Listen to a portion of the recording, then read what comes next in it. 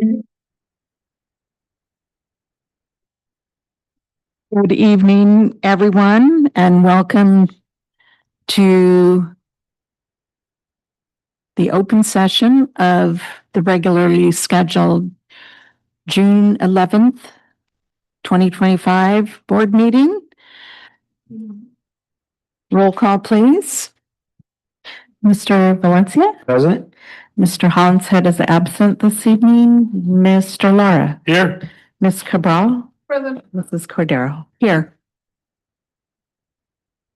Closed session items that were reviewed. Dr. McDuffie? Thank you, President Cordero. The Board of Education accepted the administrative appointment of Jeanette Herrera, Principal, Miss Elementary. The roll call vote was unanimous. Thank you. And on item B, conference with labor negotiators regarding CSE, information was shared. And on item C, conference with labor negotiators regarding SMEA, information was shared. And on item D, conference with legal counsel regarding existing litigation, the board voted unanimously to approve the settlement agreement regarding case number 20250305000. That actually represents a person. So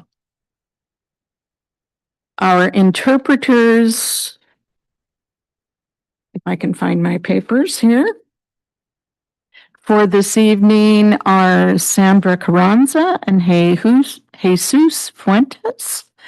And greeting people at the door, our massive crowd tonight, Benji Alfaro and Nashali Santiago. Please stand for the Pledge of Allegiance.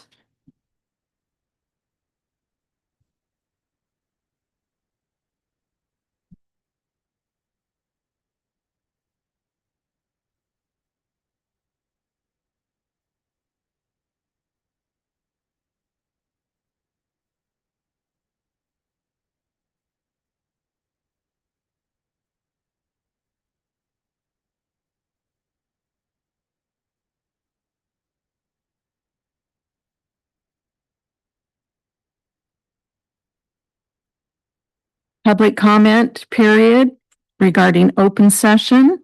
The public comments are intended for members of the public to address the Board of Education on items involving the school district. Such testimony shall be limited to 3 minutes each or 450 words per person, and a total of 15 minutes for each topic. If an answer to, no, I'm sorry, it got crossed out. Sorry. Thank you. I guess I should have announced that. Item D, it got, anyway, excuse me. Something was crossed off the agenda before we started tonight, and not everybody knew that. If an answer to a specific question is requested, the board president will, if appropriate, direct administration to respond in writing. To address the board, you are asked to fill out a request to speak form and provide it to the superintendent prior to this portion of the agenda. Are there comments on agenda items, Dr. McDuffie? No, there's not. Non-agenda items, no comments, public comments. Are there comments on non-agenda items? No, there's not. We have comments on public hearing this evening. Okay, thank you. At this time, I would entertain a motion to approve the agenda. I'll move the agenda as presented. I'll second. It's been moved by Mr. Valencia, seconded by Mr. Lara, to approve the agenda as presented? All those in favor, signify. Roll call. Well, I'm sorry, the item D has been pulled. So, Yeah, that already happened before. but just to put it into the record that we'll bring that back next week or next board meeting. Item 7D was removed from the agenda before we got to this, so we'll approve it as amended. So I'll make the motion to approve the agenda as amended. And I'll second. Okay, there is a motion to approve the amended agenda. All those in favor, roll call. Mr. Valencia? Aye. Mr. Lemire? Ms. Cabral? Aye. Mrs. Cordero? Aye.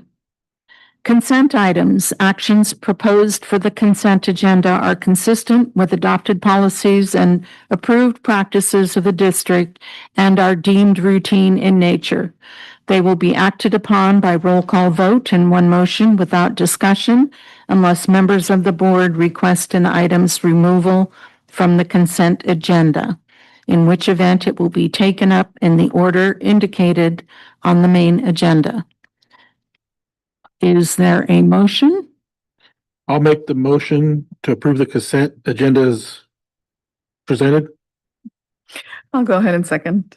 It has been moved by Mr. Laura, seconded by Ms. Cabral, to approve the consent agenda as presented.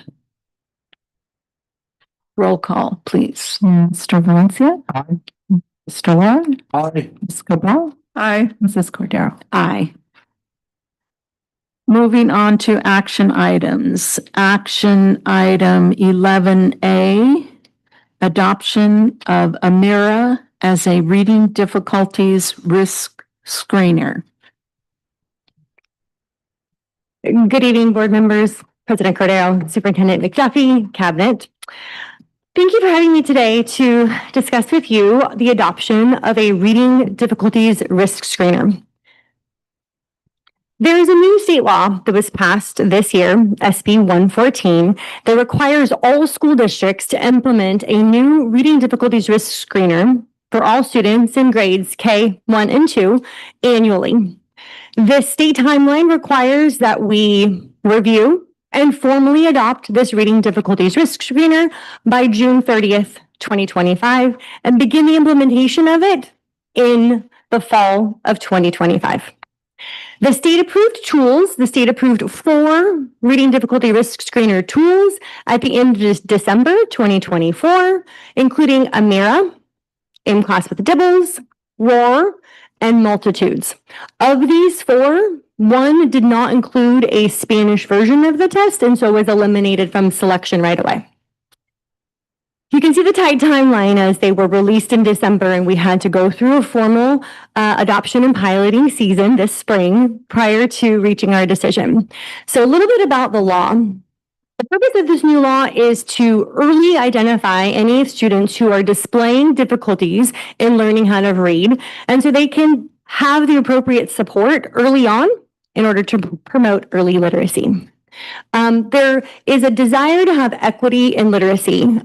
This ensures that culturally and linguistically approved tools, approved by the state, for all students were being used, including English learners, and that districts are really focusing on that targeted intervention to provide support before a long-term reading difficulty or struggle develops in a student. So the testing and the communication that's required by law. First, who will be tested? All students in the kinder grade level, first and second grade, will be tested every year.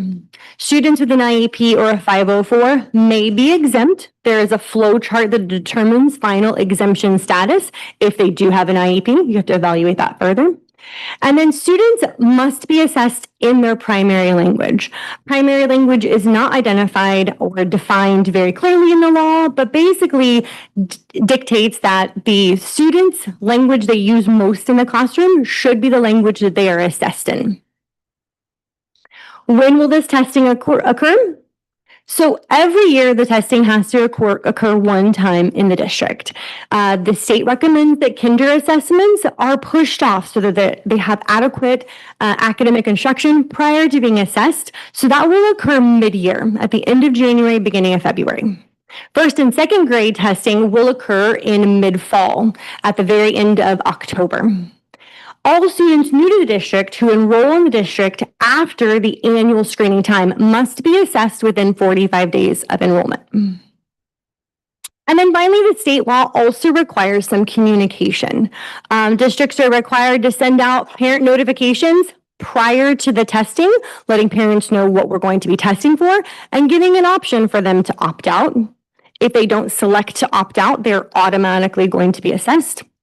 And parents must also be notified of any potential reading difficulty after the test. Within 45 days after the test, they have to receive the results with an explanation of how to read those results, and then what the support plan would be for their child, including Tier 2 interventions in the classroom, including small groups, extra services they might receive in our supplemental programs, or Tier 2 pull-out instruction with our RTI teacher outside of the classroom.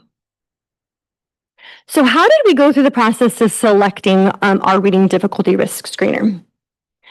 First, a district committee was formed with representatives from all of the departments so that we could evaluate what those key elements would be that we were going to focus on as a need for a screener.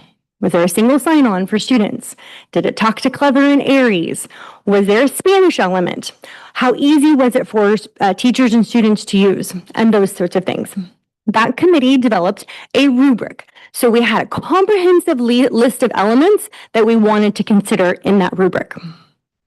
Then we moved on to forming a pilot committee. I ensured that all 17 elementary sites were represented. Some sites were represented with 3, some were up to 5. That committee was 65 people large, which was fantastic. And participants included classroom teachers, special education teachers, RTI teachers, instructional coaches, ELD coaches, and administrators. The goal of the committee was to have every single staff category and school represented in the decision-making process because teachers' opinion was the most important in the room. The pilot committee narrowed down the options to 2 platforms. So we had a full day where we had the pilot committee come in and listen to the presentations of the 3 remaining approved platforms because we had eliminated the one since it didn't have a Spanish component. Using that rubric that we developed, they reviewed all 3 platforms and narrowed it down to their top 2 picks. We then piloted those 2 platforms with students over the period of about 2.5 months. Teachers used them in the classroom, assessed students, looked at the reports to see how they liked the platform.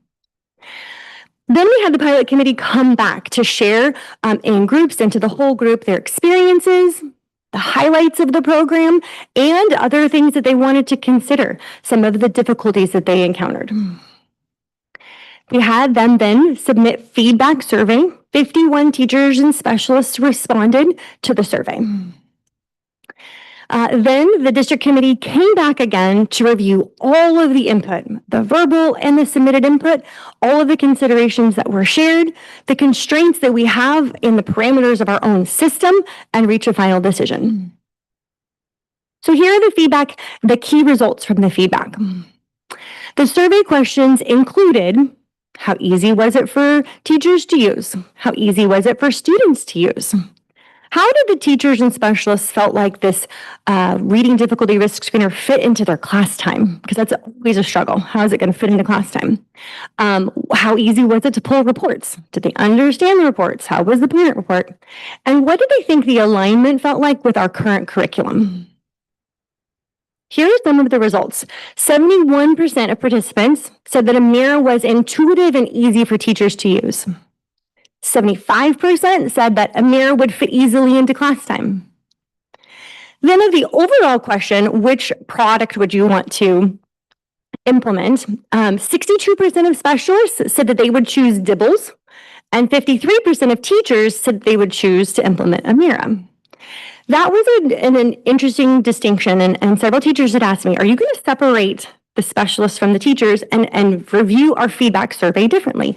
And I said, yes, absolutely, because it feels differently being a classroom teacher than it does being a specialist. You have different constraints and different considerations that you want to think through. And so this was a very much kind of like a 50-50 choice, and that made it difficult, which is why we went back to some of the key elements, like how easy was it for teachers to use and how would it fit into class time to help us make that decision. Other things we had to consider, including those constraints. The training required prior to assessing. DIBELS requires 6 hours of teacher training prior to giving the assessment. AMIRA requires 45 minutes. Testing time per student. DIBELS is one-on-one testing with a teacher or a specialist only. Because the tester is evaluating the student, it cannot be an aide or another support person. It has to be the teacher or the specialist. Remembering that students have to be assessed in their primary language. So not only does it have to be a teacher or a specialist, if a student needs to be assessed in Spanish, it has to be a Spanish-speaking teacher or specialist. AMIRA can be done in small groups with the teacher, BIAs, IAs, or specialist. You might ask why. DIBELS is a person evaluated and graded, where AMIRA is an AI-generated program where the computer evaluates the student. The computer is bilingual. The AI is bilingual. It has been trained in student voices for speech impediments, accents, all of the elements of student speech so that it can detect how well the student is responding and does the evaluation for you.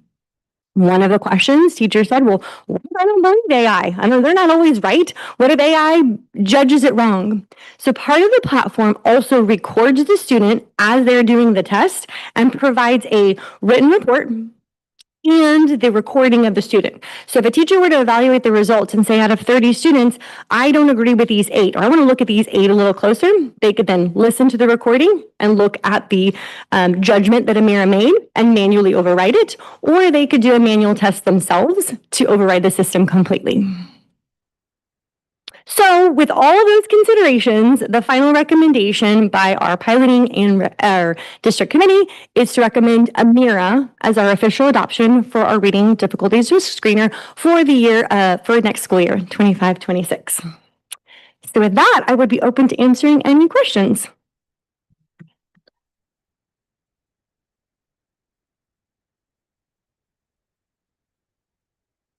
I don't have any questions. That looked very well researched and tested.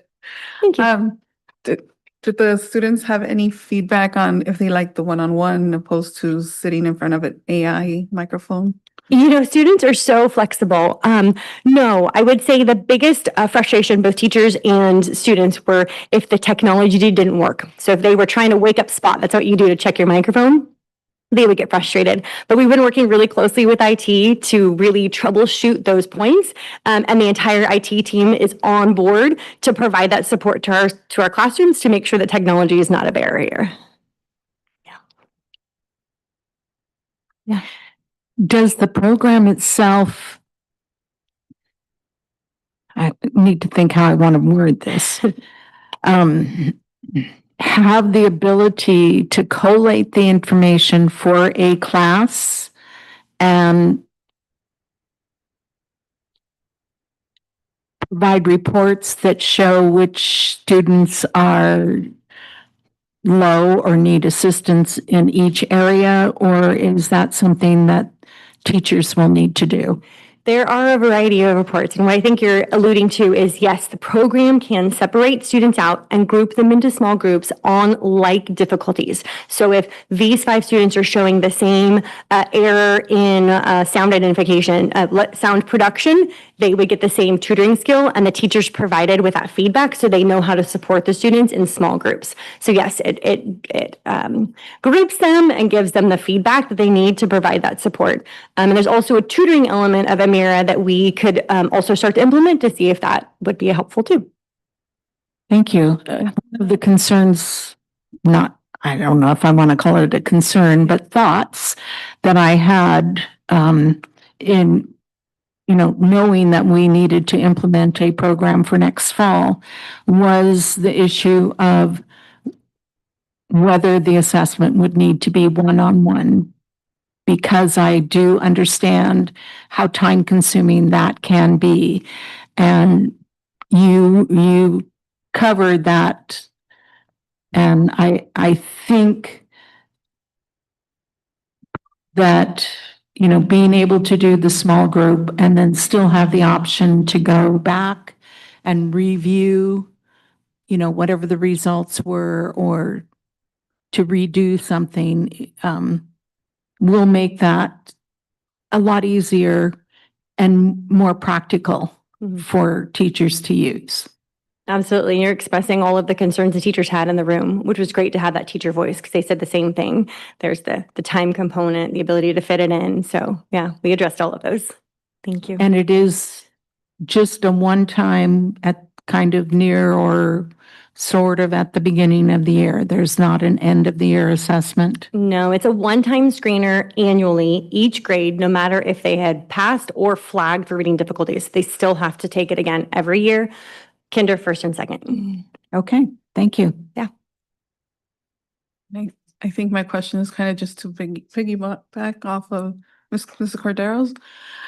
The AI picked up individual students in the group settings and identified their difficulties with reading? Yeah, that's a really good question. So every student has their own device. So they're on their own program, and it is has been programmed to eliminate background noise. So even if the classroom is being noisy, it will still hear that student.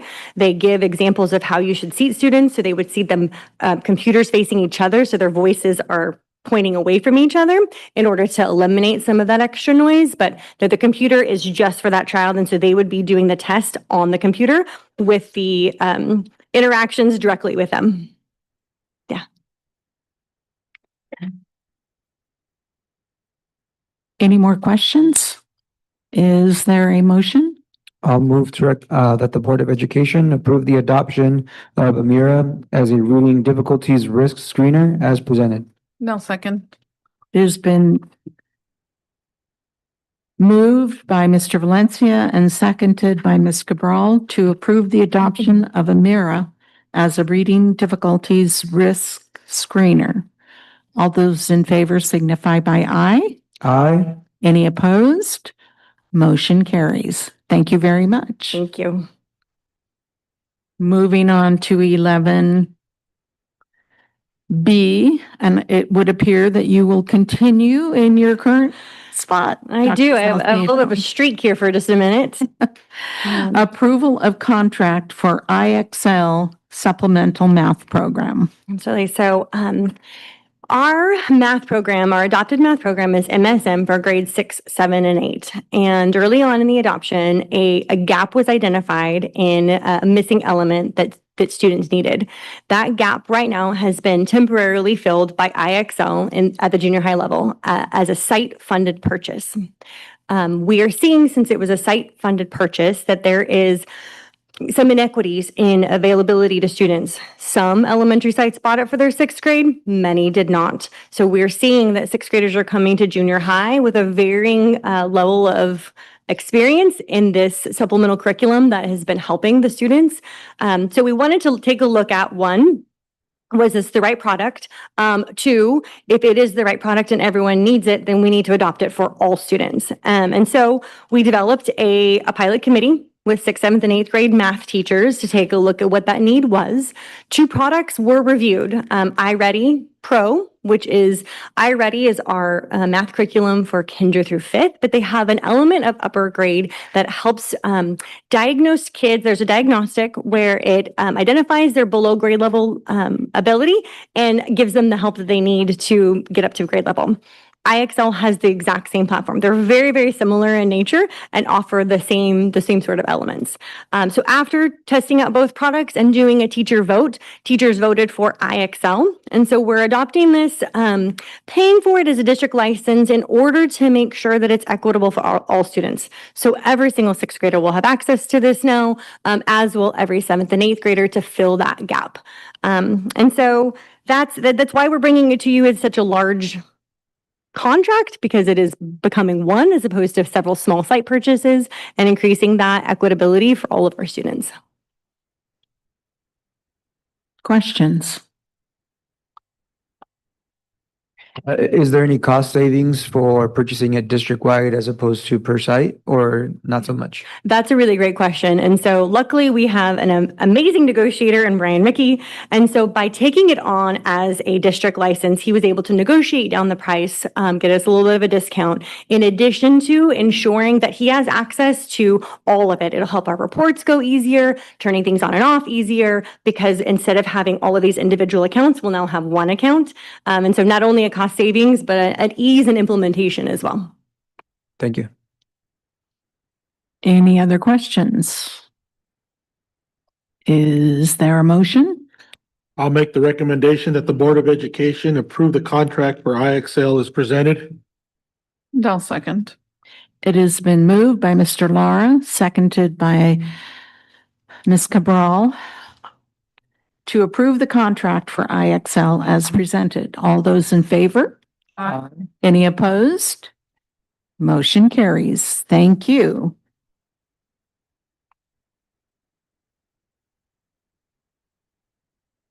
Item 11C, approval of contract for Avid. Dr. Salcedo, Thank you, it's President. nice to see you this evening. Good to see you as well. This is a renewal contract. We have been doing Avid for many years in Santa Maria Bonita. You'll see on the right side, we actually have 25 plus years at Fessler and El Camino. So long-standing program at our junior high level, smaller at the elementary level, but really the big bang is really in the junior high level. Our students are excelling. The teachers are providing them all of the things that they need. The reason this contract is coming to you in this larger amount is because we've swooped it together into one district contract in order to have that cost savings and have one contract instead of several contracts. We also have been working hard this year to do some collaboration with the high school district to make sure that our Avid program lines up to and vertically articulates with their program to set our students up for success. Early on in that collaborative conversation, I asked the question, can your teachers tell if our kids, if they've had Avid, if they come to you from having Avid with us, is it making a difference?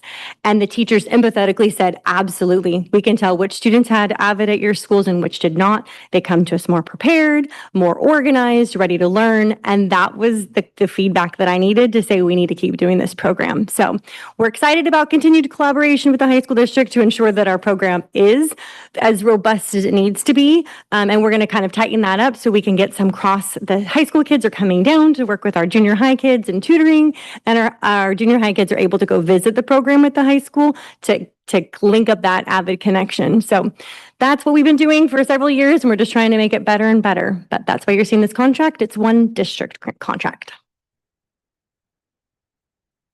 Any questions? Now that we have the contract for the whole district, will we be able to offer it to some of the other primary schools that we didn't offer it? Yeah, that's a really good question. So Avid charges you by site. And so although this is a district contract, it's just linking together the sites that already had Avid. So no, Avid's pretty pricey. And so we'd really have to have a pretty robust conversation to decide if it is fiscally worth it to move it down to the elementary level, or if we just keep it at junior high. So right now we're putting all of that at junior high level. So it is the same support we've always had, just instead of 4 junior high contracts, it's 1. Yeah. How many students do we currently have in our Avid program? Oh, I wish I had the number right off the top of my head, but I don't. It is 2 or 3 periods at every school. So that a lot of students really are choosing, because it's an elective, they're choosing to go into Avid. The Avid junior high teachers are also going down to the elementary level to recruit, tell the students what it's about, and do applications and interviews, which is exciting. We've also expanded into the Avid Excel program for our EL learners in junior high, which has added an additional period in addition to Avid. So I don't have an exact number for you, but I know it is multiple periods at each junior high. Thank you. Yeah. Any other questions? I would entertain a motion. I'll go ahead and move that the Board of Education approve the contract for Avid as presented. I'll second. It's been moved by Ms. Cabral, seconded by Mr. Valencia to approve the contract for Avid. All those in favor? Aye. Any opposed? Motion carries. Item 11D, renewal contract for ESGI progress monitoring. And Dr. Salcido. This is my last one. You're almost done. Again, this is a bigger contract because we have worked to make this district-wide. ESGI has been a site purchase for several years, some sites going on 10 years, and there has been a lot of positive responses from teachers. It is, we're probably looking for the slide. Oh, it's coming. Oh, there it is. So it is a progress monitoring tool where teachers can build, share, and collaborate on assessments for their students. These are assessments not where a student sits in front of a computer and answers questions, but rather where a student sits with the teacher and answers questions where the teacher is able to say yes or no. For example, in kinder, a teacher could have their computer open and it might have the letter B on the screen, and they might ask the student, what letter is this? The student says B, they put yes, and if the student the student doesn't know if they're saying yes or no, but they either mark it yes or mark it no, and they move on. There can also be examples like 6 different numerical numbers on the screen, and they might say, which one is the 5? And the student has to point to the 5. So it's really great for those younger grades when they're trying to do the quick assessment on whether or not they know things such as shapes, numbers, letter sounds. Even CVC words are great to test on ESGI. Usage data is there, and I shared it in your board update as well. In the last year, 283 teachers and 25 specialists have used this with over 5,500 students. And they've done over 100,000 assessments, 1,500 students and 19,000 assessments in intervention. Intervention can be used in grades above 3rd, where the classroom assessments are only in grades K through 3. Because it's been a site purchase, it's been optional for some of the lower grades, and so we've had several sites invest in it for their TK. This year, as I was engaging with the TK teachers to establish those the core standards in the new PTKLF and to design a grading rubric together, they repeatedly said how we wish we had ESGI. Those who already had it were super excited about building those assessments and they wanted to share. So seeing that teacher feedback made me realize we need to push this down to TK as well. So the contract was expanded to include TK. In ESGI, you can build assessments to test some of the following things. In literacy, you can test letters, sounds, rhyming, word decoding, sight words, blending sounds, all of those elements. In math, it can do things like number identification, counting, sequencing, shapes, patterns, and measurements. Other skills include identifying colors, sorting items, fine motor skills, different routines, self-regulation, etc. So those are kind of some of the elements that they're able to design and assess with teacher input in ESGI. I know when we talked about it, the TK teachers were very excited to have access to this universally because it hasn't been equitable across sites, and all teachers seem to be using it quite well. The reason you're seeing the contract today is because, again, we're swooping this in as one district-wide contract instead of 17 different contracts, which is what we had, which led to that inconsistency of access for different sites. So now all sites have access, and it allowed Brian Rickey to use his negotiation skills one more time and get us a discount on usage, which includes all TKK 1, 2, 3 grade students. All intervention teachers have access, and upper grade students all have the ability to be assessed through intervention with those specialists. So expanded our usage in all the right areas and reduced our cost. So that is the contract, and I would entertain any questions. Is this required of all teachers? It is not required. It is a tool for teachers to use. Okay. Yeah. And what do we compare this to? I know you've been using it for 10 years now, Yes. but what's are there any alternatives? And if so, what are the costs? So how do we know this is worth it? It's a really good question. It's something that Brian, Ricky, and I have been diving into because in its entirety, it's fairly simplistic, right? I explained to you how the assessments are built and how they're answered. Feels like a fairly simplistic tool. It's got a fairly narrow use, so it's one of the only ones out there. So as Lori Grock and Brian Ricky are looking into a more comprehensive platform, we're seeing if this might be an element in another platform that we could just use instead of having a separate platform. So I'm super curious to see if that pans out. If it does, we would be super excited to just move to one universal platform if it could have this element. So it's a question that they're asking to see if it's possible. Yeah, good question. Any other questions?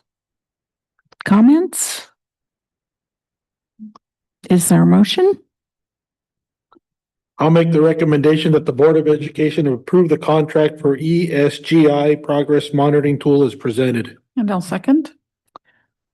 It has been moved by Mr. Lara, seconded by Ms. Cabral, to approve the contract for ESGI progress monitoring tool as presented. All those in favor signify by aye. Aye. Any opposed? Motion carries. Thank you, Dr. Salcido. It sounds like we're all set and ready for the new school year. Item 11E, collective bargaining agreement with SMEA.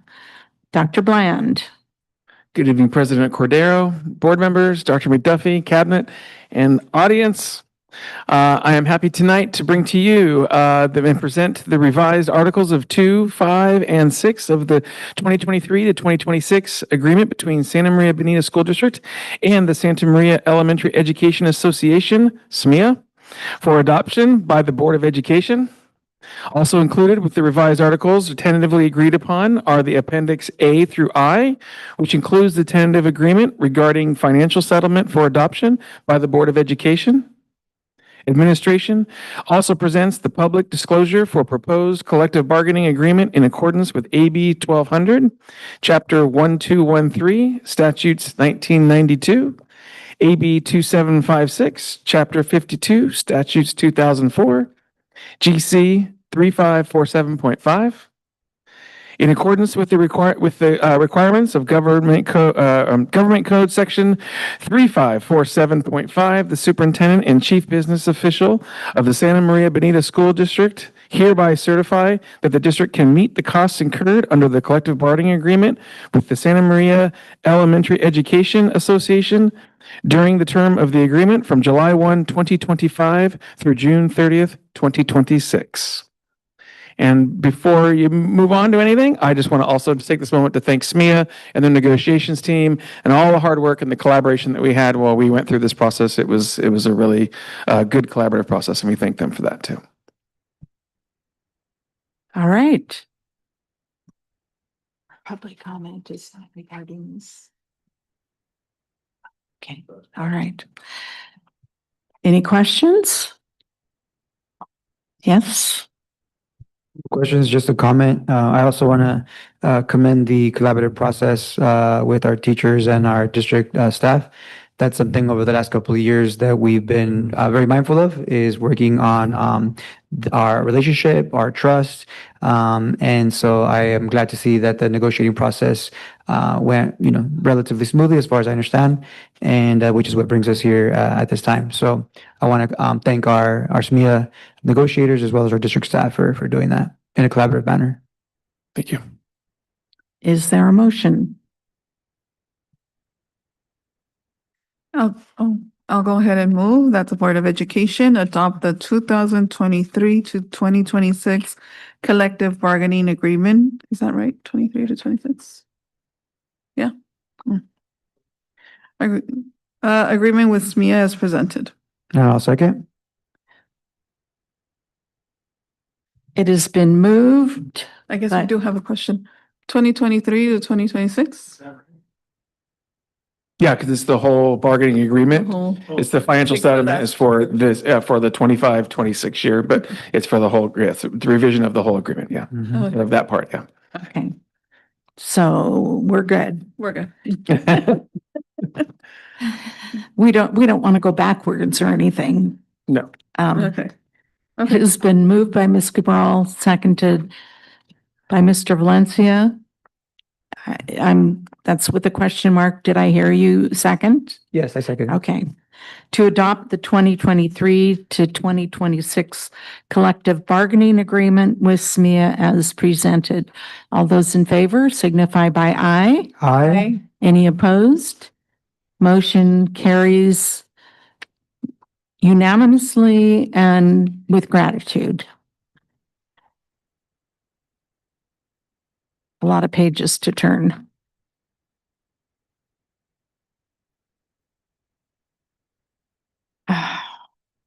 Oh my, I need to go back to my.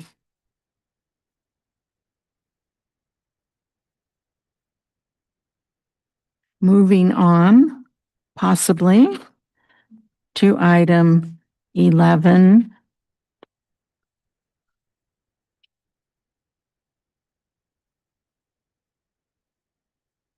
Public discussion, actually, item 12A, public hearing, local control and accountability plan.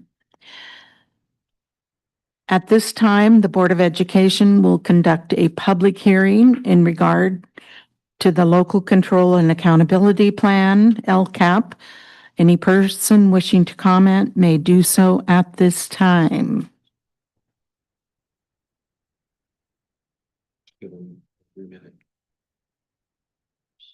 Yeah. Time for a public hearing.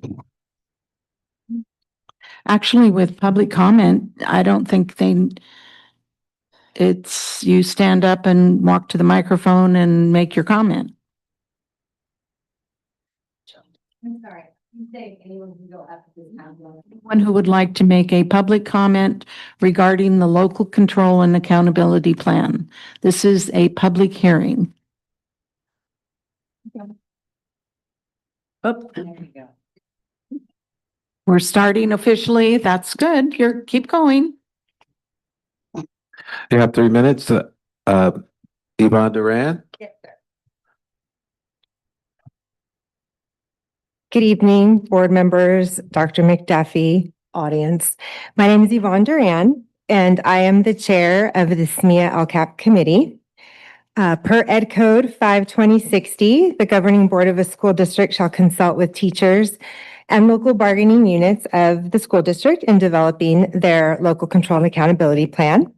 So as part of the LCAP committee, myself and 8 other members who I'd like to thank, Carla Ochoa, Kristen Lohr, Lisa Lira, Martha Rodriguez, Crystal Guzman, Rosemary Lopez, Christina Valadez, Helen Grace Halpin, Dina Asensio, and Erica Perez Marquez, and myself have been representing elementary schools and junior highs to raise awareness about the importance of LCAP, its connection to the school site plan for student achievement, and encouraging them to participate in the LCAP survey and workshops. So myself and I, we want to give some positive feedback. So myself and a few other parents were here last year at this time to ask for some adjustments to the time and format of those workshops. And so I'm here to say thank you to Sam Humphrey, the director for plan alignment, and the district for heeding those suggestions. They've changed the time to later in the evening to accommodate parent schedules. And they've reinstated the workshop model, which included a portion of education, time for discussion and questions with district leadership. The 3 workshops were really well received. In fact, so much so that people wanted a 4th one to have 1 workshop per goal or a lot additional time to the meeting that covers 2 goals so that participants can have adequate time to have those discussions with district leadership. We do have a couple of requests that we would like to make. One of them is if it's possible to remove RSVP required from the wording of the workshop flyer. RSVP suggests that you cannot attend unless you've RSVP'd, and LCAPs are public meetings, much like our board meetings.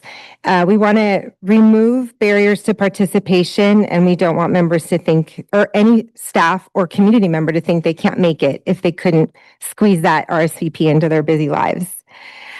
And then we would like the district to encourage members to participate in the LCAP survey. And we think that we need more education on LCAP in general. Out of 2,200 staff members in winter and spring, about only 64 to 70 staff completed the survey, which is about 3%. And I think that's just because staff don't have a context for the survey. And I'd like to request that it be made part of our required professional development in August, November, and January. We've heard that the panorama survey will be no longer given, which staff completely support. However, it's all over the current LCAP. So we're wondering if there could be modifications to get more direct input on the action items in the LCAP. And members do like the open-endedness of the thought exchange surveys. I do want to add that as a positive. So thank you so much for hearing my comments. Lisa Lira?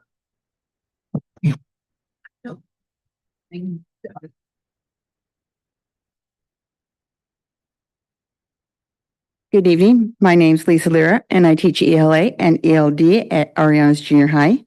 Tonight, I would like to discuss LCAP Goal 3.5, the multilingual program development. Number one, in the goal, there is mention of new curriculum, and I can assure you currently there is no curriculum for junior high level 3 ELD students. I'm currently using Avid Excel strategies and LPAC Academy strategies for my ELD 3 students. Number two, the goal acknowledges the importance of the newcomer program, which provides, quote, intensive foundational skills instructions. I have to ask you, if you understand the importance of newcomer programs, then why has this district dwindled the number of years students have access to the newcomer program to 1 year? Since I've been in the district, it was 2 years, then it went to 18 months, and now students have 1 year of newcomer program. 1 year to lay foundational skills when Ed Code claims that they can be classified as newcomers up to 3 years. As a result, at the junior high level, I watch ill-prepared students fail their classes because they only have 1 year of newcomers, and therefore they lack the language skills needed to participate in their own education. Number three, the goal discusses the importance of having well-trained bilingual instructional aides. Currently, my junior high has only one allotted BIA. This is inadequate to meet the needs of our students. Number four, the draft fails to mention how ELD classes are scheduled at the ELD level. Currently, the approach is to shove ELD on the master schedule wherever there's an opening because all teachers hold a CLAD credential. This approach is not in the best interest of students. Students in ELD classes should be placed with teachers who are not only qualified, but passionate and enthusiastic about teaching ELD. There are teachers on my site who would eagerly teach ELD, but since they have no available openings in their schedule, it's placed usually to teachers who have an opening, whether or not they've taught ELD or whether or not they want to teach ELD. Again, this is not the best needs of our students and needs to be rectified. And finally, recently, the district decided to move our junior high ELD coaches' class times to later in the afternoon so they can attend trainings in the morning. While this is in the best interest of the district, it was not in the best interest of students who will now have to take high-stake tests such as the LPAC close to the end of the school day when they are exhausted. I hope we can work together to rectify some of these issues that affect our ELD students. Thank you for your time. Rosemary Lopez?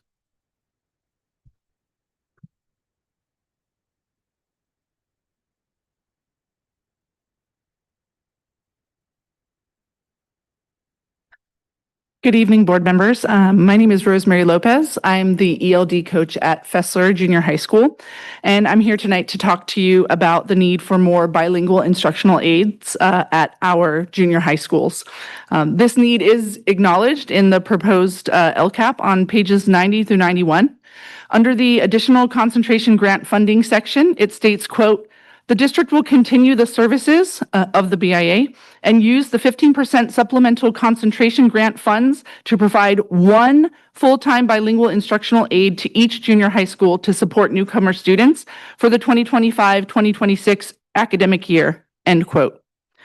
It goes on to specify the various types of support that this one BIA would provide to both students and staff, including, quote, "providing small groups or one-to-one instructional reviews to newcomer students, monitoring and reporting student progress regarding performance, assisting and providing guidance and support to the students in English and Spanish, translating and interpreting for students, parents, counselors, teachers, and others as assigned, and supporting the administration of assessments," end quote. That ambitious list of expectations would be a challenge even under the most ideal circumstances. And of course, we are not working under ideal circumstances. The reality of scheduling at the junior high level means that students who are the most in need of BIA support are rarely in the same classroom at the same time. SMBSD currently does not have a sheltered newcomer program at any of our junior high sites. Although some sites do currently attempt to schedule newcomers together for certain classes, these classes are often a mix of newcomers and long-term English learners, simply as a result of lack of staffing and or space on these campuses. It is unreasonable to expect one person acting as a bilingual aid to fulfill all of the previously listed needs for dozens of high-need students who, during any one of the 7 periods of their school days, are in different locations, subject courses, and grade levels across their sites. Students who begin attending school in the U.S. For the first time at the middle school level face myriad academic and social challenges. We have very little time with them to try to prepare them for their future in high school and beyond. They deserve the full weight of our resources and support so that they can access their education. And I truly believe that the key to giving them that access is having bilingual instructional aid support available to them. I encourage you, I implore you to please offer your junior high sites more staffing for this critical position. Thank you. Those are all the comments we have. Anyone else? I will close the public hearing. Moving on to item 12B. Pages are sticking together. Local Control and Accountability Plan and Local Indicators Update. Dr. Humphrey.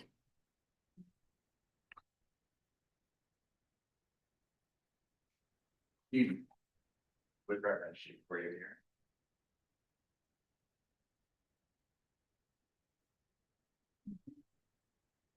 Thank you.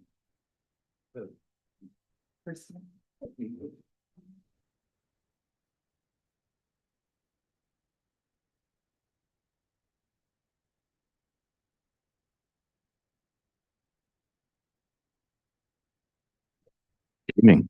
I have the opportunity tonight to present our annual update on the local control and accountability plan. In addition to the 150-page document that's included in your board packet, you've been provided a one-pager front and back. It's like our light infographic that consolidates a lot of information, as well as more of an executive summary. It's been available in English and Spanish on the side as well. As a refresher, the LCAP is our plan, it's our investment plan that results from the supplemental funding we receive from the state, specifically for our unduplicated pupil count. That's our foster homeless students, English language learners, and low-income families. We receive that funding from the state based on how many of those students we have in our district. And in return, we provide an investment plan to ensure that the money is being spent on actions and services that will best benefit outcomes for those students. We choose at the local level to have our LCAP mirror the 4 goals of the strategic plan. So the language across each of those goals will parallel exactly to the strategic plan. That ensures that our financial investments are supporting the very big, ambitious goals of the strategic plan that we work so hard on as a school community. There's a number of requirements that go into developing this plan. It's a year-long plan. Part of those requirements are ed partner input opportunities, which we'll go into more detail tonight. You do presentations to a variety of district committees. We provide notice of public opportunity to submit comments on the LCAP draft. The CDE requirement is 72 hours. We provide a week's notice. We do what we're doing here tonight, which is conducting a public hearing. That runs simultaneous to the county reviewing for all their compliance requirements, statutes, legislation from CDE.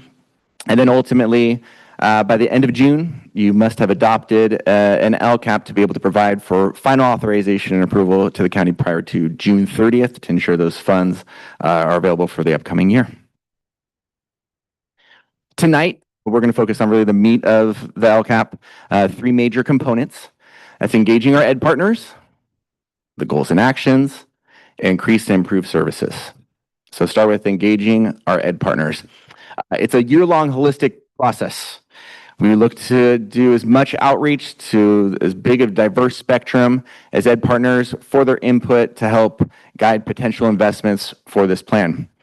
We've done a number of different efforts throughout the year, including but not limited to the workshops, DLAC meetings, our parent advisory committee meetings, reaching out to the students themselves at the sites and our student leadership advisory, consulting with our district committees, having online surveys, and then doing a lot more. Something that we've increased over the past couple of years is trying to leverage our school site councils. It's been hearkened earlier. It's such an important, it's the most locally sourced component of this entire piece. With all the bureaucracies of state government and education, they're offering us a chance to have investment plans at the site level reflective of site decision making, and the school site council is the best way to do that. So we've really increased our outreach with them, and we had a number of partners who have helped us continue to broadcast that information. In gaining that input, we still use a lot of the traditional methods. You'll see a parking lot with Post-it notes. You'll see small group discussions, note-taking. We also leverage what many other districts subscribe to as an online platform called Thought Exchange. The district has acclimated really well over the past 3 years for this. It not only houses our information, it provides an extra level of transparency and anonymity to those that are involved in it. It enables us to do real-time prioritizing and analyzing of the data. We can post it publicly after every single meeting, and you can have a historical reference for it as well. So we get to capture that year after year rather than the Post-it notes on a parking lot that just kind of thrown away. It also gets translated in over 50 different languages and allows a lot more access to our ed partners throughout the entire community. It's being branched out to being used in different departments, and even our teachers have used it in the classrooms as well. Throughout that, we've captured input from over 1,600 individuals throughout the year, providing over 1,850 individual thought contributions, nearly 27,000 ratings. Some of the top themes that we've garnered through all of that input, when you distill it down, is an emphasis and a promotion of smaller class sizes and a lower student to staff ratio. Encouraging feedback around family resource centers, a need for more substitute teachers, and an increase, of course, in more family event nights.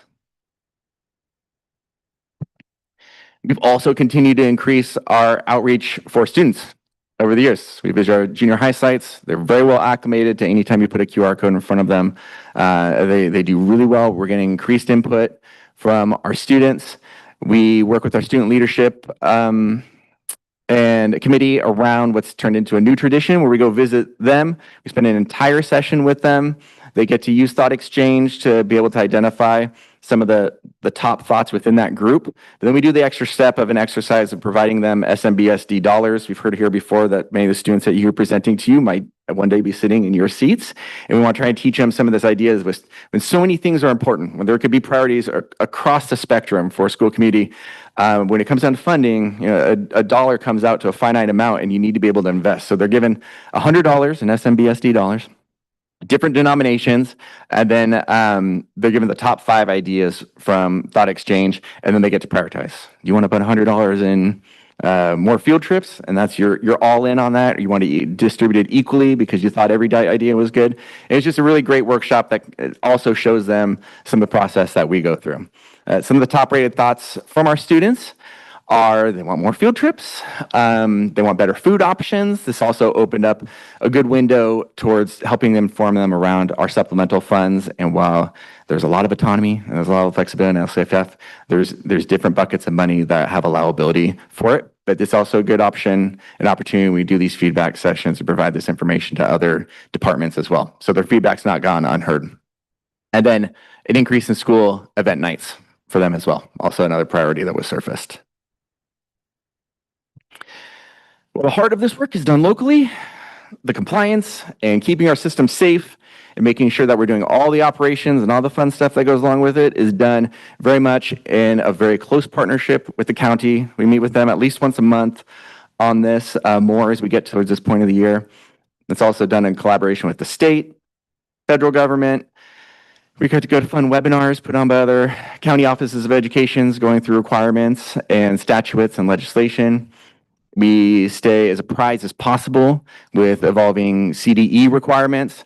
And all that to say that we do all those behind the scenes work so that we have an LCAP that mirrors our strategic plan, so we never have to come to a point where we have these big ambitious ideas around student outcomes and really being a district for all students. And we never want compliance to be something that's an obstacle to that. So we know enough of the system to be able to leverage it rather than it become a hurdle towards any of our work here. Increased and improved services is an additional component for this. It's under Assembly Bill 130. We received that concentration grant funding with the requirement that's spent on new classified or certificated staff members.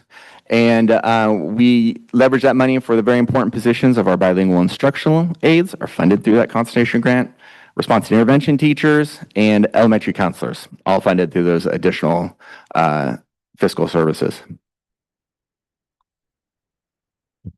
Our dashboard speaks to the local indicators piece amongst a number of different components. You've received an executive summary and presentation on this from assessment accountability. You've done a very thorough job for it. You see that we meet standard annually on this on the 5 areas of self-reflection tools. You'll have those in detailed link to the board packet for June 25th, submitted for August, and a standard met as well.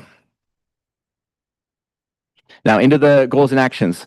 You'll see a lot of familiarity as this is an update year from last year. We're going into the second year of the 3-year cycle. So last year this current year is the first year. Across all 4 goals that again are run parallel to our strategic plan, you'll see some LCAP additions on there. They must align to at least one of our state priorities. So you see that there. You'll see outcome measures. And within our actions and services, a couple important items to know. Reminding you from the mid-year update that as this is a locally developed plan for investment, you can see clearly if you came from outside of our district and you just read this as an investment plan, just the numbers and dollars and cents, that we invest our money in people and personnel. We feel like that is where the heart of our work is at, and that is how we're going to best serve our students. The LCAP also reflects that. When you look through all the action tables, line item by line item, the biggest, the most significant contributor to our allocations is people, personnel, and staff, overwhelmingly.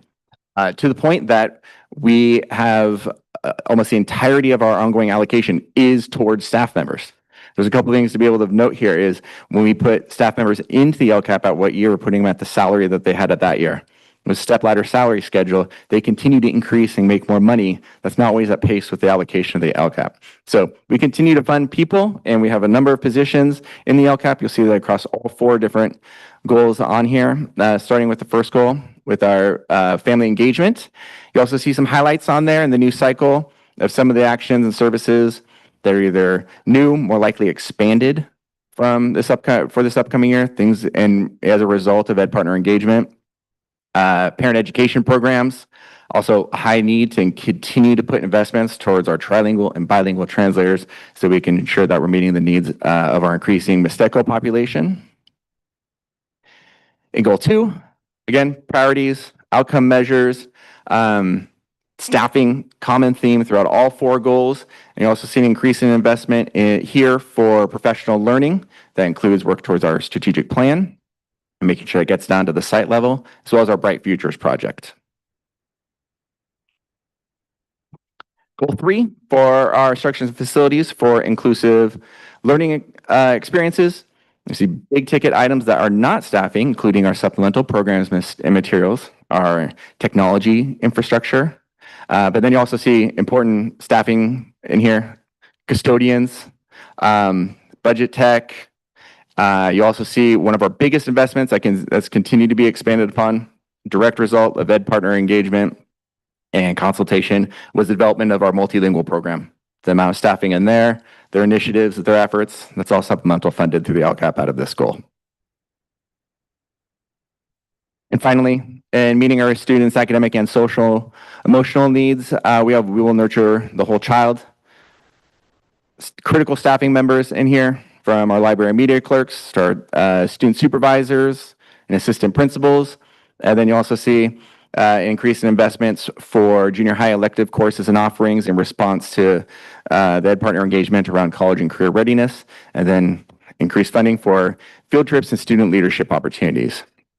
Part of the caveat to this is when you see some of these are not just solely funded out of the LCAP, but through site SIPSAs. Items like field trips is a big topic. Sites are also able to allocate their site funding in addition to what they receive from the LCAP towards items like field trips as well.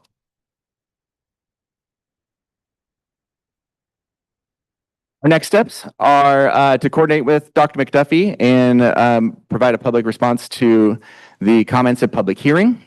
Continue to work with Santa Barbara County. There are final authorizers past the adoption stage here at the local level. Work with business to confirm all of our budgetary allocations. Incorporate any final recommended revisions from the county, and then be back here with a few final notes for it and seeking adoption so we can ensure we have these important services, actions, and people moving into next school year. With that, I thank you for your support, and I'm available for any questions. Any questions, comments? Could you please elaborate a little bit more on the research that we use to guide our LCAP investments? So like what best practices, what research are we using, what studies, When you're talking LCAP investments, I think we need to know, I think there's things that you get to ask questions on many of the supplemental programs that get presented up here. They're all providing research in their individual ways for it. I'm not sure. I mean, with the amount of personnel on there, there's over 100 actions and services, and different staffing members in there. I don't think there's like a holistic approach to just research on that entire investment plan. There are CD requirements on it that we look to meet. And then I think the most important part is the qualitative information that we're receiving and quantitative through the ed partner engagement process. But if there's any like single item in there that you're looking for, I'm certainly happy to look back and see what helped inform the decision making on that. Yeah, I guess what I'm asking is sort of like, how do we know certain investments have a bigger bang for their buck, if you will, right? So Yeah. For example, when we hear about we should invest more in bilingual instructional aids, right? That sounds wonderful and it makes sense. But if we had to say decide between that and I don't know, some software, right? Yes. How do we know one works better than the other? What research, what tools are we using to help us guide that decision-making process? Yeah, absolutely. Thanks for clarifying. It's so there's a goal analysis component to the LCAP that's in there. And for every action and service, you have to answer 4 questions. Essentially, how is it being implemented?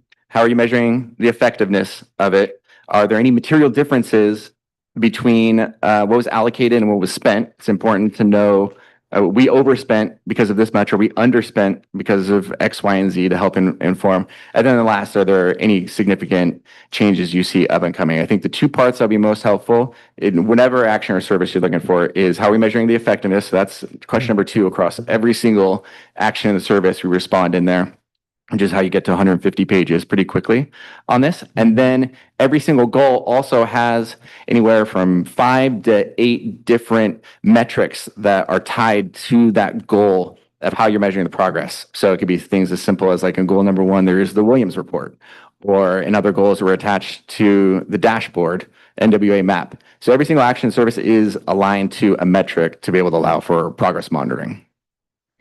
So if am I understanding you correctly, that we do use like the latest best practices research to guide our decision-making process for these decisions?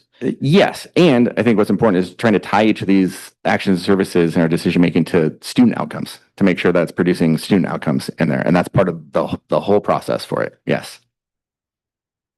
And then as a follow-up, you showed some data around the number of folks we've gotten feedback from. Yes. And I'm curious what the attendance is like for our parents, our community members. I know that you all are spending more time at school site council, for example. But I also know that sometimes the attendance at some school site councils might be more than other sites. So what are our numbers looking like in terms of the attendance of our parents and community members at these meetings? At school site council, there's a requirement that it has to be made up of a certain number of classified certificated staff. Evan, so it has to be that 10. I think other people can join in there, but they have to maintain that 10 throughout the year for each school site council. And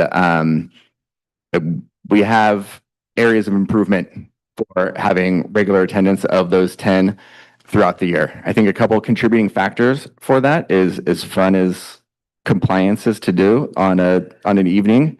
I have 3 children. I've never sat on any of their school site councils either. But I think the more that we're trying to promote it, we worked with in addition to what Yvonne had mentioned there, we worked with members of our DLAC committee, and they did a PSA, and they worked with our multilingual department to help promote this. And we need to continue to try to promote and for them to see that this isn't just about jumping through hoops for compliance, but they have real localized authority. You cannot, in the SIPSs I bring to you on the 25th, every single one of them has to be voted on and signed by their school site council. And that brings a lot of power to it. You have budgets ranging at school site council up to $250,000 that you can allocate to ensuring that you don't see any GoFundMe pages from any teachers. We should have our supplies. We should have those things. If we want to put an investment towards field trips, we should do that. If we want some certain above and beyond staffing. So we need to continue. I think we're trying to undo years and years of those that have sat on those committees, seeing just a lot of compliance and maybe not seeing the input on the other end for it. So we're going to continue those PSAs. They have to have that 10. That's the basic requirement. But I think we try, like if anything, we try to go above and beyond that so that they feel like a real authentic investment in that. And it honestly, it varies from site to site. Yeah, I appreciate that about us not just focusing on compliance, like checking off boxes, right? But how do we authentically engage, right? Our educators, our community members, our students. And so I want to continue to encourage that. And if we're seeing gaps in certain attendances at certain sites, that we figure out ways, right, to, support our families to be able to make it to those things, as challenging as it can be, right? Because it's such a critical piece, right? This is literally how are the dollars being spent, right? Yeah. And you having the say over how those dollars are being spent. And so, I want to continue to commend those folks that are doing well with attendance, but let's figure out what we can do to improve the attendance in those other sites. Yeah, I completely agree.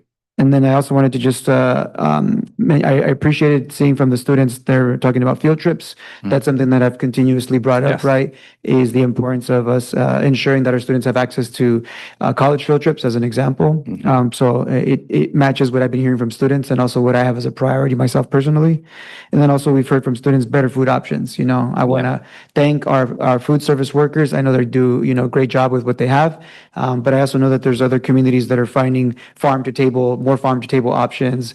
Our students gave us feedback around having more options beyond just milk, right? Milk and almond milk. One of my students just today was telling me about he's lactose intolerant, right? Yeah. And so, I really want us to continue to make progress in that area. If our students are saying we want to invest our dollars in more options and better quality food, then let's make sure we do that, because that'll also have a bigger payout for long-term health effects and being able to focus in school. Yeah. So, Absolutely. And I would say that the food service department did follow me after the student leadership piece. So it was like a perfect opportunity for them to talk to students. I think if you would have surveyed them maybe after, I'm interested to hear what they would say. cool. Thank you very much. Yeah, absolutely. Any other comments? Then I will acknowledge receipt of the draft local control accountability plan and I will assume that we will see you again on June 25th. I had to make sure I was in the right month. Thank you. Ms. Cordero, I'd like to request a 5-minute recess before the budget agenda item. Okay, 5-minute recess.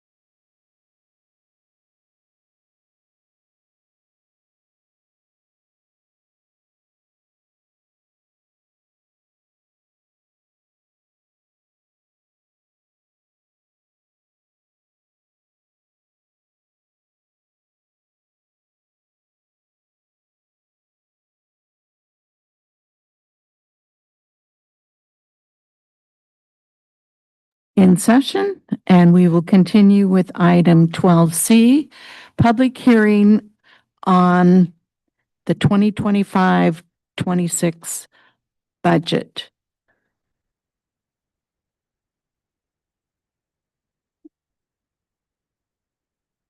Do we have anyone who would like to make any public comments regarding our budget? Come on, don't everybody jump up. We don't have any speaker cards. Seeing no one approaching the podium, I will conclude public hearing time. And now we will move on to item 12D. I always feel bad that this is last. I really do. Fortunately, just it do it. is not yet dark. Yeah. Well, thank you. I like going last. I'm fine with it. So, yeah. Well, good evening. For the adoption budget public hearing, we're required to have it after the LCAP public hearing. So, but this evening I'll go over our budget adoption. Some of the things we'll look at tonight, we'll look at our assumptions we used. We'll actually look at the budget. We'll look at our fund balance and revenue and expenditures by funding source, and we'll look at our multi-year projections. So districts are required to create the adoption budget with the May revised information. And the assumptions we used for the budget, we do contribute 3% to our routine restricted maintenance account. Our federal programs, the COLA is not known at this point, or even if we'll be flat. Regarding our LCFF funding, it's based on the higher of the current year, prior year, or 3-year rolling average for ADA. With our multi-year budget, we do remove one-time expenditures and one-time revenue. Also, with our multi-year revenue, we are now using our current year TK through 8 enrollment and ADA. So if you look down below for 25-26, the COLA is 2.30. Enrollment is 17,409, and our calculated funded ADA is 16,470. And that is what we use for 25-26 and the 2 out years. Planning for staffing. I do get staffing information from HR. So our general education staffing outside of the LCAP, additional 12 elementary teachers, 3 junior high teachers, and also an additional 27 FTE for special education staffing. That's for speech, 12 mild mod teachers, 2 psychologists, 2 BCBA, 4 district support, 2 behavior analysts, and 1 coordinator.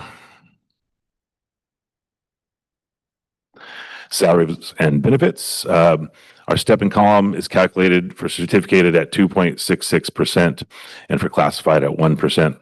The benefits cap hasn't changed. It's $14,800 for certificated in management, $15,300 for classified.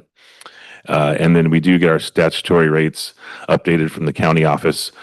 Statutory rates are a combination of different things: PERS, STIRS, workers' comp, unemployment insurance, Medicare, and Social Security.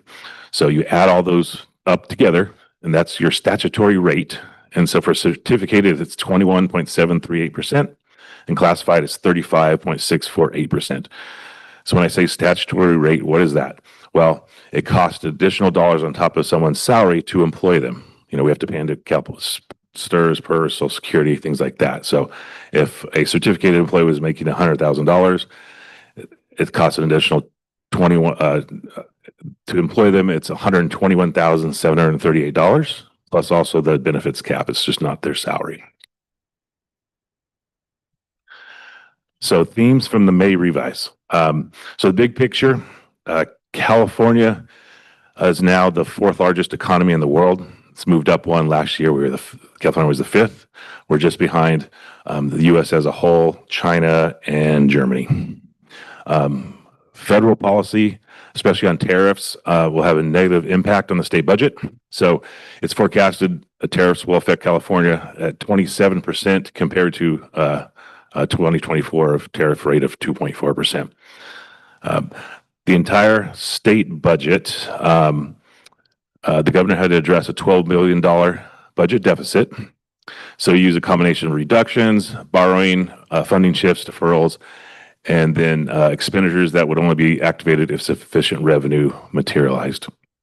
But regarding education, the government does propose the use of $481 million from the rainy day fund to fund schools. So those are one-time funds. So reliance on one-time resources to support ongoing core programs poses risks, especially if the conditions worsen. So looking at our adoption budget, the state provides two types of funding to California schools, restricted and unrestricted. Restricted are dollars earmarked for specific purposes. Unrestricted dollars can be used for general education purposes. So the blue column is unrestricted, green is restricted, and that tan color in the end is the total. So for unrestricted, we have the deficit spending of 32.6 million. For restricted, 16.4 for a total of 49 million. I did want to highlight that the 25-26 SMEA bargaining unit settlement is not included in this adoption budget. So when we create the budget, we use the information we know at that time. So it is a timing issue. So when the budget was created and completed, the settlement was unknown at that point. So moving on with the blue and the green and restricted and unrestricted, I feel this is the most important slide of the entire presentation. So kind of outlines, it breaks it apart into chunks. So the blue, once again, is unrestricted. So general fund, unrestricted, less LCAP, and less our solar project. Those expenditures in there, basically you think of the first day of school, what do you need to open the doors for the kids? It's teachers, principal, custodian, office manager, district support staff. So all those expenditures are just from our general fund unrestricted. And then we have our solar project. We should finish spending our funds on the solar project in 25-26. And then we have our LCAP with 11.2 million of carryover from prior year. The green is restricted, restricted education. That's made up of our title funds, special education, and some of our local one-time funds like the teacher residency grant. Restricted education recovery, that is our ongoing ELOP dollars, and lumped in with some one-time dollars, the learner recovery dollars, for example. I kept this column in here, the restricted recovery COVID, which is all zeros. So we have spent all $90 million that we received by the deadlines, and we had to spend them by September 30th of 2024, which we did. So just want to keep there, show it's zero, that there's no more COVID relief dollars available. And then our restricted operations, that's our routine restricted maintenance. So on the total column, the deficit spending of 49 million, you go from left to right, that's what that $49 million deficit spending is made up of. And I do want to point out there's about $32 million of one-time expenditures in the 25-26 budget. So moving on to our multi-year, like I mentioned, we remove one-time dollars in the out years. We do apply step and column. I did want to point out, so our projected deficit spending of the 49 million in 25-26, it does decrease to the 15.6 in 26-27. So there's about a $33.4 million decrease in the deficit spending, which is a good thing. And like I just said on the last slide, we have $32 million of one-time expenditures in 25-26. So we have all those one-time expenditures from ending fund balance. And so that's a big part of the reduction in our deficit spending for 26-27. And then 27-28, it kicks up to about 20.4 million deficit spending. That's mainly a result of, if you look at the books and salaries line, there's a bump there in 27-28. That's because we have $8.4 million budgeted for our ELA curriculum adoption. So moving on, expenditures by function. So functions represent the what. So the budget expenditures are divided up among activities or services performed, and these divisions are collectively called functions. So of our $420.7 million in expenditures, 71% are for instruction or instruction related. That has to do with teachers, aides, principals, front office staff. Our people services is 10.2%. And for a couple of examples are counseling, psychologist, health, general admin, 3.7%. That's the Sousa Center, that's business, that's HR, that's the board. Plant services, 8.7%. Some examples are facilities, custodial and grounds, and then our transfers to other funds and other outgo at 6.4%. That's for our COP debt service payments and also for some how we code some special education expenditures. So program support from the general fund. So it's called a contribution. We do a contribution. It's from our unrestricted general fund to a restricted program. And so the column, and so we have 3 lines. So for 24-25, our estimated actuals for our contributions is about $50 million. For 25-26, I have budgeted 56.7. So that's an increase of $6.6 million. The routine restricted maintenance line, that increased by 950,000. That's just straight off of expenditures. We take our total expenditures for the year, take 3% of that, and that's what we're required to put into our routine restricted maintenance account. And then also the federal and state special ed. So we can move expenditures between federal and state to fit our needs. And so you'll see federal special ed contribution increase of 15.6 million, but the state special ed contribution that is needed is decreased by 9.9. So the difference is an increase of $5.7 million. The reason for the big swings on the federal and the state is in 25-26 for our adoption budget, we budget that our federal dollars we use for our special ed aides. And so we budget all of our vacancies at a budget adoption.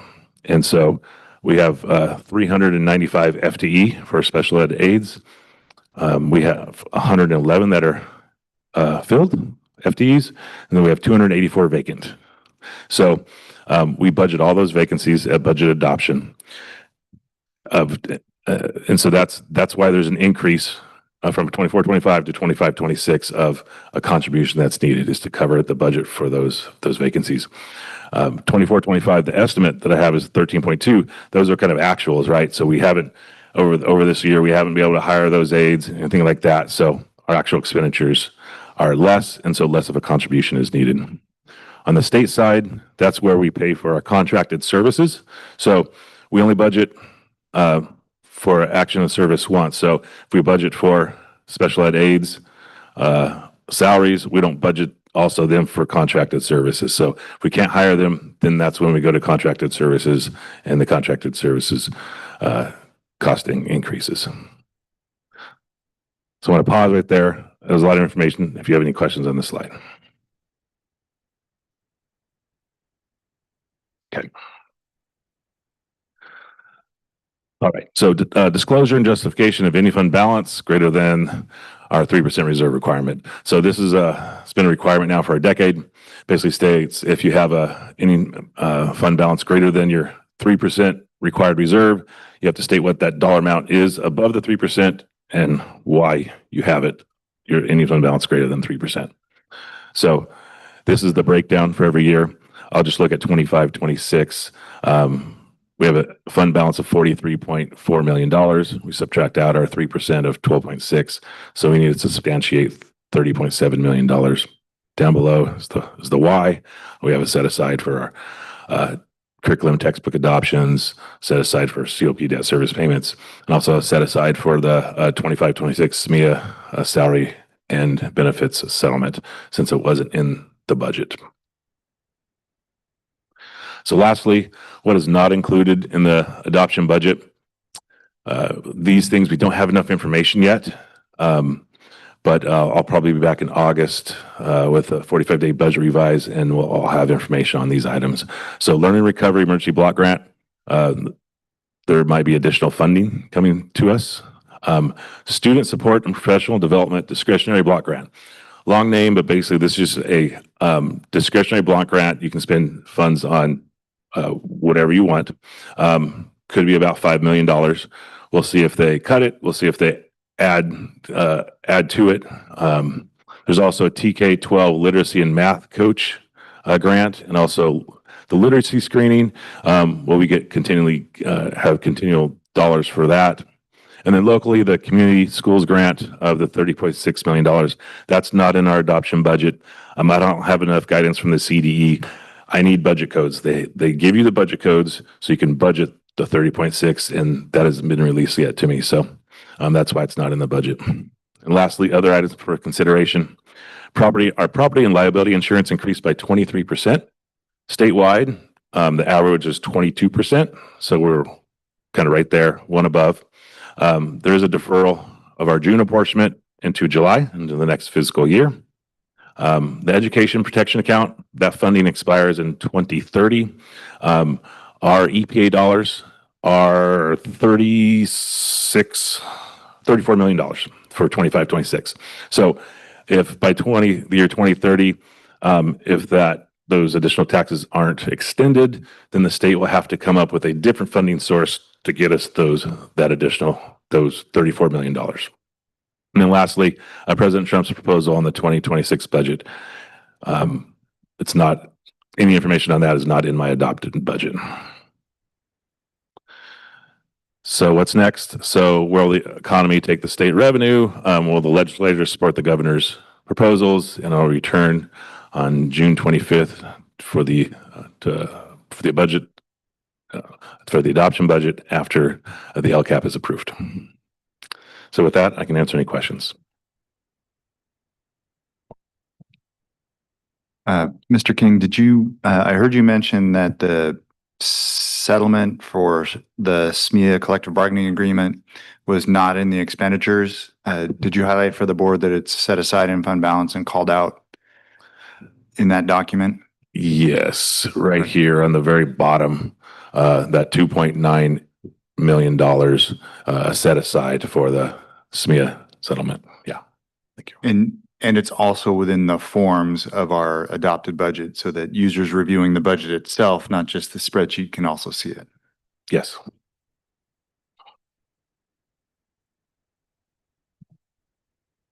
Mr. Valencia.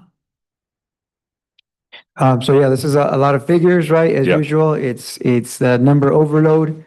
So in layman's terms, in a way that the public could understand, like how are we doing financially, like now and in the next 2 years?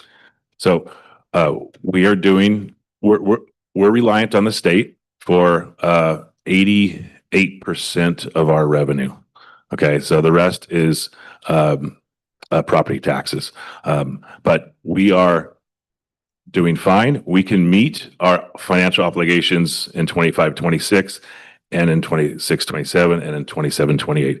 So we can meet our financial obligations, and we do have an ending fund balance greater than the required 3%. So in layman's terms, we can pay all of our bills for that next year and the 2 years out. Excellent. Yeah. Thank you. When you presented the staffing needs at the very beginning, one of the slides. Yeah. Is that the staffing needs for next year or in additional to what we already have?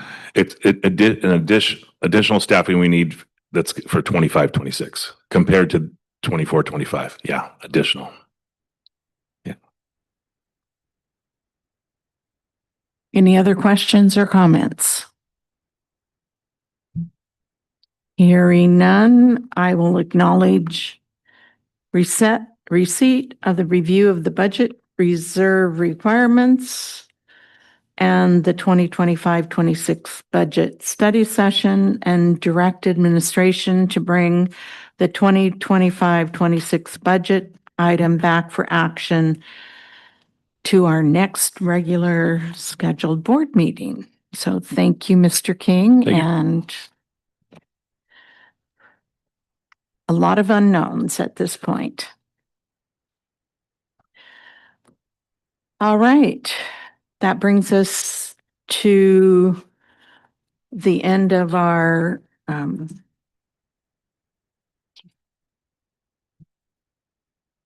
discussion items. New business. Is there any new business? None for myself, no. No. Board superintendent reports. All right. For my comments today, I want to begin by congratulating all of our 8th grade promoters. I look forward to being your teacher for those students that I'm going to have the privilege of working with that will attend Santa Maria High School. Our future looks bright, and so I'm excited to have our Bonita promoters starting next school year for me at Santa Maria High School. One of the things that I noticed at one of the graduation ceremonies was sometimes the announcers of the names would mispronounce the names of our students. And I've already spoken with Dr. McDuffie about that, to please follow up where that takes place. And the reason this is important is because, there's research that's quite clear around how mispronouncing the names of our students is actually harmful to their self-esteem. And, on one of the biggest days of your life, promotion, it's really important, right, that we get that right. And I understand that not all of us are fluent in all the different languages that are out there, but doing our best to learn is really, really critical. And so I just want to, really emphasize that so that hopefully that does not continue to happen at our graduations.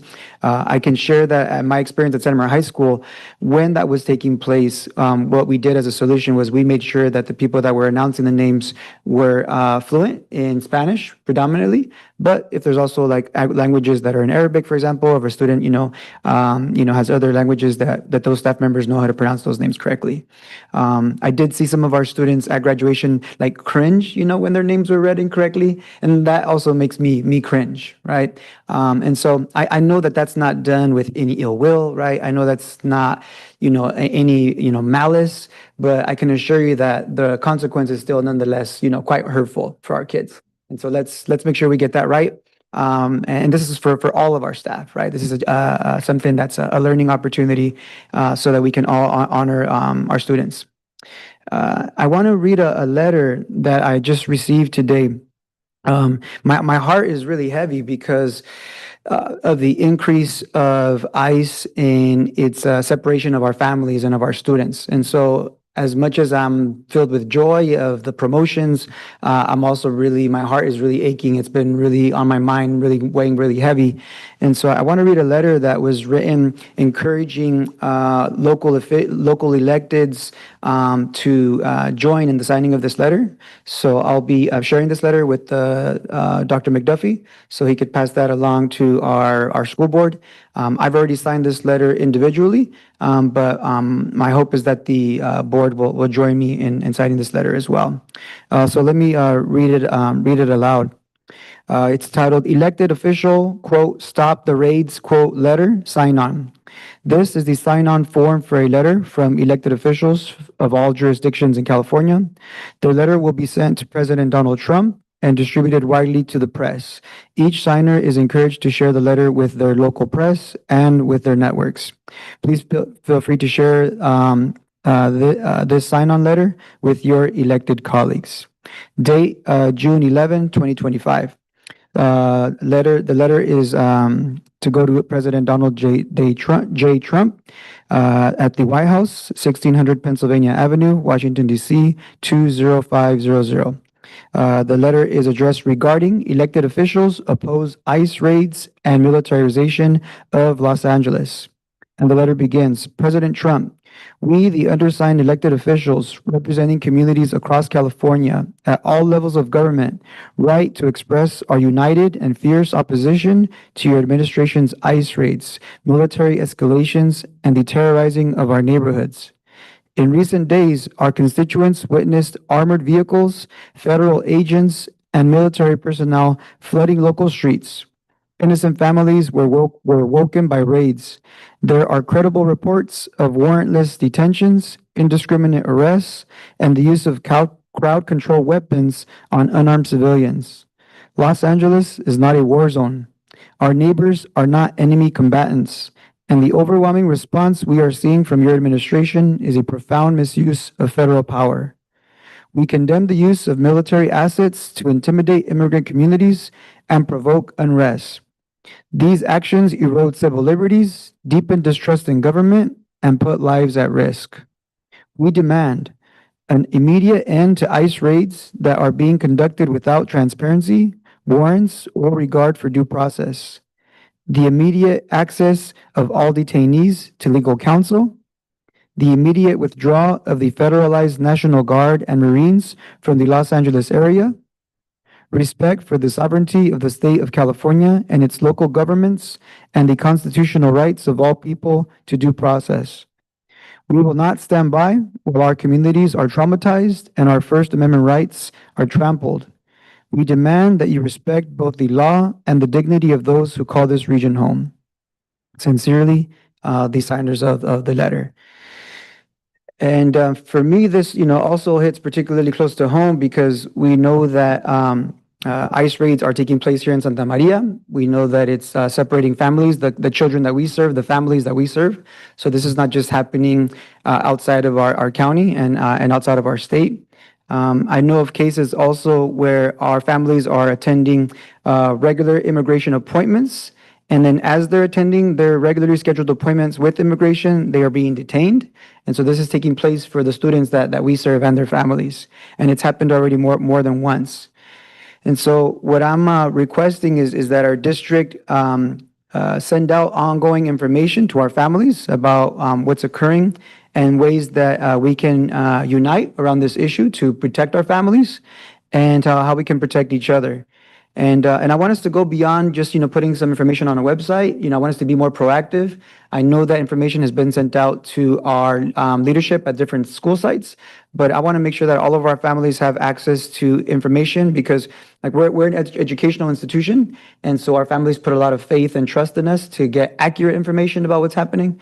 And so I'm working with Dr. McDuffie, and I know he's going to be communicating with his staff on effective ways that we can inform our families to minimize the trauma, minimize the fear. I do not want our young people to miss out on all of the wonderful summer programming that we have available. But I already know from talking to my students that their families are not going shopping for food, that many of them are not attending classes. There's been ICE activity at even graduation ceremonies. And so this is something that is clearly having an impact on our young people. And I want us to figure out ways to come together so that we can cause not harm to our children, but actually healing and support. And so that concludes my comments for this evening.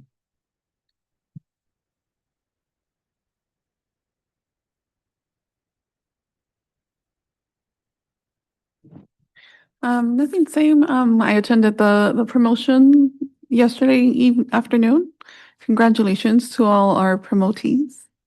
Good luck in high school and beyond. You'll all do wonderful, I'm sure. And to our staff and teachers, enjoy your summer, and we'll see you guys here in August. Well, it's been a busy 2 weeks. The day after our last board meeting, I did attend, as I had indicated, the Santa Barbara Scholarship Foundation, watched many students receive awards and scholarships. Over $7 million was awarded to students throughout the county of Santa Barbara. After that, I attended the Fairlawn redesignation ceremony for over 100 students. Parents were excited and the students as well.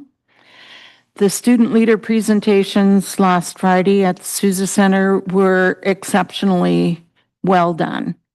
And unlike the first time they had their trifolds, they were prepared to talk about everything that they had done, and they spoke very well and could answer any question.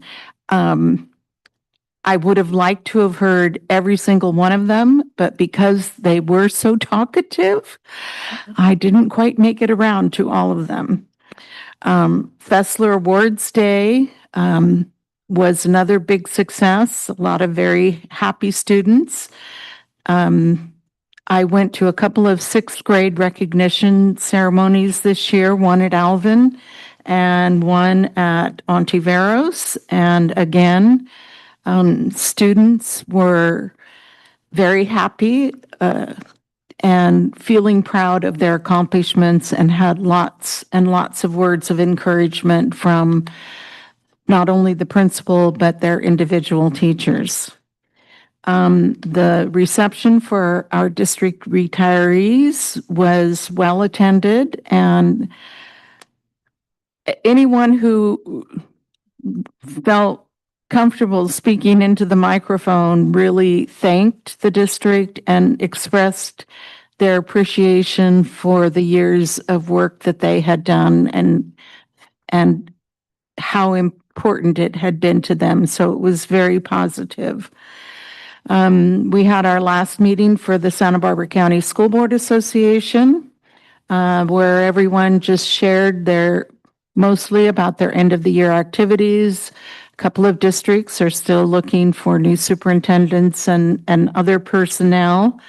And I had mentioned to a couple of people at Santa Maria Joint that we didn't have a representative from there, and we did at that meeting, and I think we'll now have someone there from representing the high school district. Fessler had a career day last Friday. It was extremely well organized, and wow, a big variety of people from different kinds of careers. And of course, the eighth grade completion ceremonies at Jimenez, and yesterday, Mr. Laura and I were at the Fessler and Tommy Kuntz recognitions, as well as the Jimenez one. And lastly, before coming to the meeting tonight, there was a very special celebration of life for a person well known in our community and very, very known for his support for fundraising, especially for causes that support the youth in our community. And that person was Mr. Jim Glines. So it was very rewarding to hear comments that people had about not only his gregarious personality and his auctioning skills, but some of the other intricacies of his life that weren't always so present. So it's been a busy couple of weeks. I certainly hope our staff across school sites and even here at Sousa Center that you all have time to rest and recharge. I know summer for people in the district office is often a very busy time, but I hope you take some time to spend with your families and get some rest and relaxation, and know that the work that you do on the part of everyone is very much appreciated. Thank you, President Cordero. It is that time of year, right? The end of the year, and we've accomplished so much. I want to thank everyone here in this room, staff, board members. We've done it again, and we're going to be starting the 25-26 school year pretty soon. The past week, we have been marked by many celebrations.